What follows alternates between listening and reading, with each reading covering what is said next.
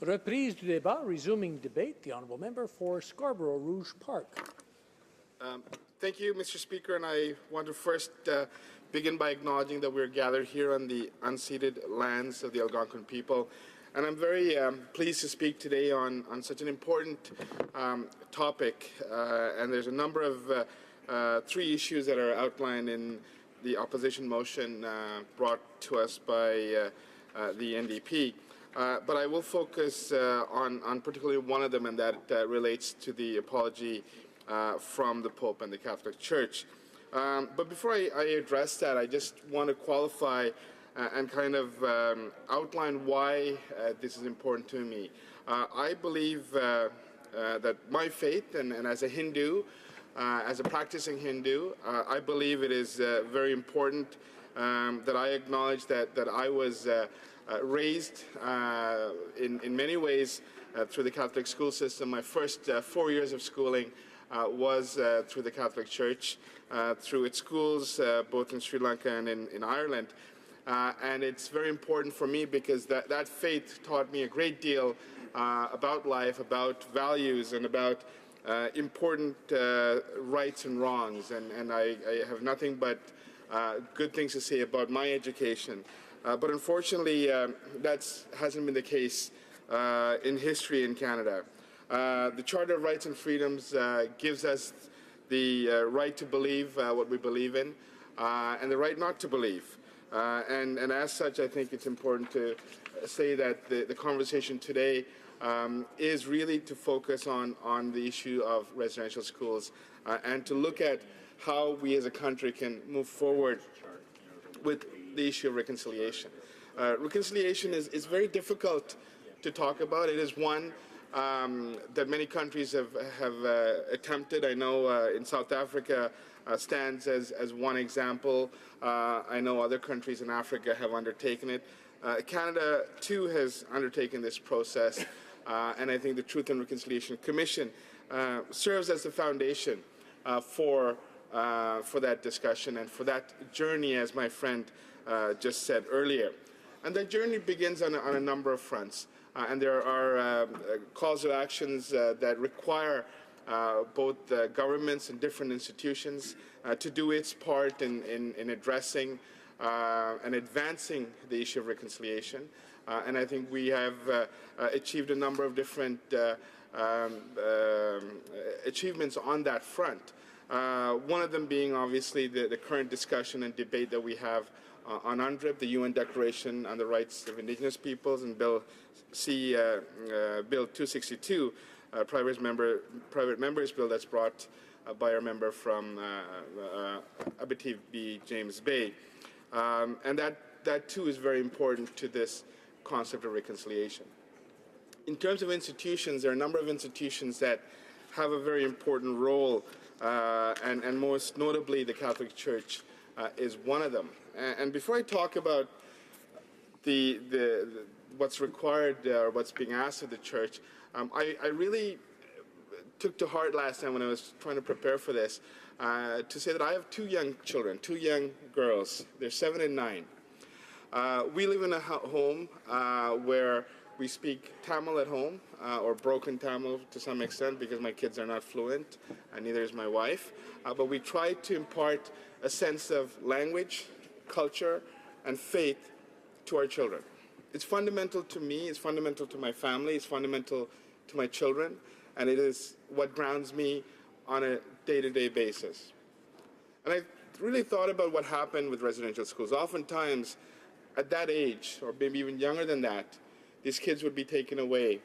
They would be placed in a residential school setting and would be prevented from speaking their language.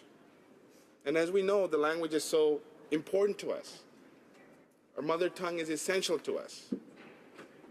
Tamil people in my community have lost over 100,000 lives just defending that language, the right to speak that language, the right to advocate, the right to go to school in that language. So it's very important, and we lose that.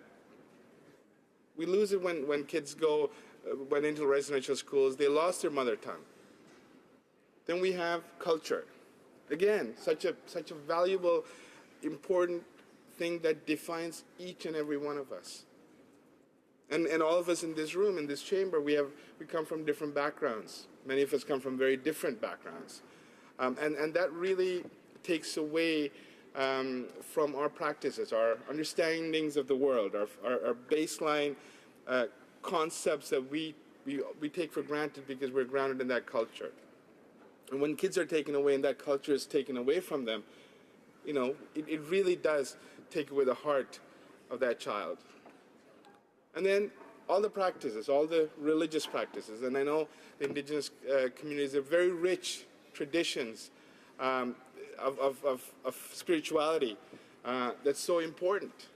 And we try to do it oftentimes in a symbolic way. We try to do it in Parliament. We try to do it, you know, when we have events in our ridings or national events. We try to incorporate some of the spiritual practices for Indigenous people, but it is in many ways symbolism, because we've really lost the core of that spirituality, and I think the young people who went into residential schools lost that. But then, you know, I don't even want to talk about the abuse, the other things, but imagine bringing that child back into the community 8, 10, 12 years later, and see if that child can actually have a relationship with their parents, or if the parents could have that relationship with that child, or their grandparents, or their community. And I think it's really disturbing when you really think deep about this. It's so fundamentally wrong to do that, but yet we've done it. We did it with government sanction, with government run programs to support residential schools. This didn't happen because of the church. This happened because of decisions that were made in this House. And religious institutions were asked and were tasked to carry out those duties. And what we see now is people, over 150,000 people who have gone through this.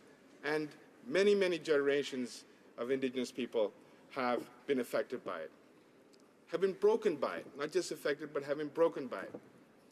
And what we're here to do today is to correct that. And I just want to say a number of institutions have been involved in this and have been implicated, and most notably many of the churches. And I want to just point out a number of different churches have actually addressed this issue over the past several years. And in 1993, for example, the Anglican Church made that apology. The Presbyterian Church in 1994. The United Church made 2 apologies, one in 1986 and one in 1998.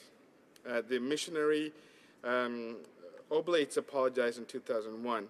In 2008, our government also apologized, or the government of Canada formally apologized. We're here in 2018.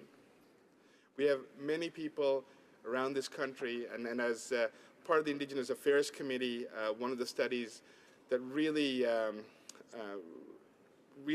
made me understand the effects of residential schools is the study on suicides that was tabled here about a year ago.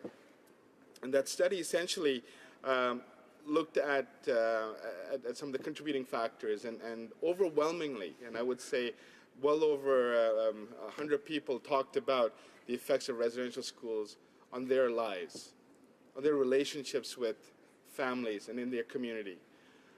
And today we're here because all of these have contributed to the socioeconomic factors that we often talk about the continuance of colonialism in our society.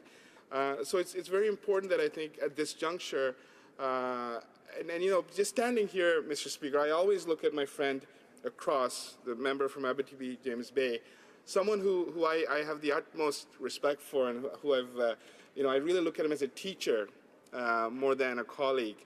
And the journeys that, you know, we've traveled together on a couple of occasions, and the times that, you know, he would share his experiences, his distance, his the effects on him and his family and his community.